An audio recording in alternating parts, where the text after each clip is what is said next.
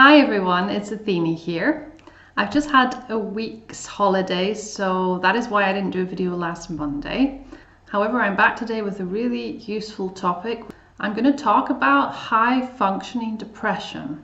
So high functioning depression is basically what the word says. People with this type of depression are still able to function quite well, quite effectively. And usually if you think about depression, or if you imagine a person with depression, you will think, oh, it's a person who, is in the depths of despair, wants to just hide in bed all day, doesn't have the motivation to do anything. But that's wrong, because depression is on a scale. Depression starts from mild depression or high functioning depression. It becomes more moderate, and then it can become quite severe. And unfortunately, people that have the milder form of depression don't usually get any treatment for it. The problem is, though, that even mild depression is just as serious as moderate or serious depression, because somebody with mild depression might be managing for a while, might still be able to go to work and look after their kids and do everything that they do. But if something really stressful happens, that could then push them over the edge, and they could then become more moderately or more seriously depressed. When somebody suffers from high functioning depression, the typical joy and laughter they once felt is usually replaced by absent emotion and a very deep feeling of sadness.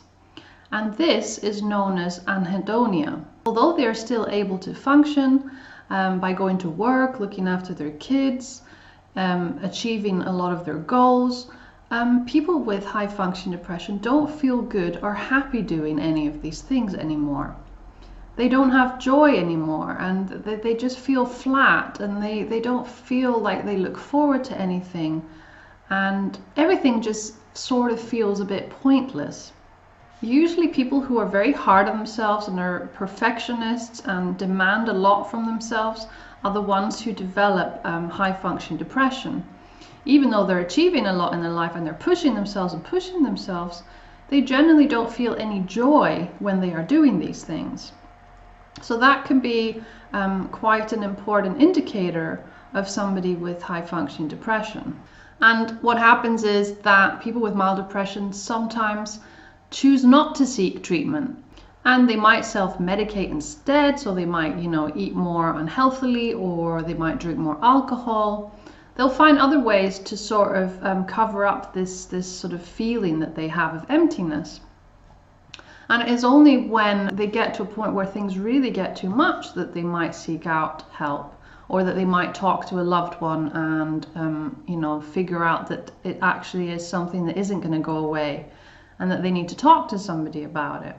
And high functioning depression is actually more common than people think. There are a lot of people out there who are able to function in a sort of seemingly normal way. However, they are not feeling great in their life. They kind of want to shut people out. They don't seem so interested in things that they used to enjoy. They might not feel as happy socializing with friends anymore. It shows in certain areas, but not necessarily in all. High functioning depression is very treatable with therapy.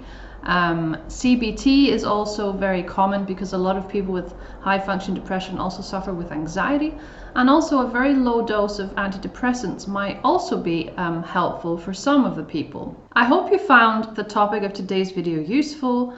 Maybe you are somebody with high functioning depression. If you have any questions, then let me know. If you like the videos I do and you find my channel useful, then please subscribe, share the videos, and feel free to email me at any time. Thanks so much for your attention today. Have a great week, and see you next Monday. Bye.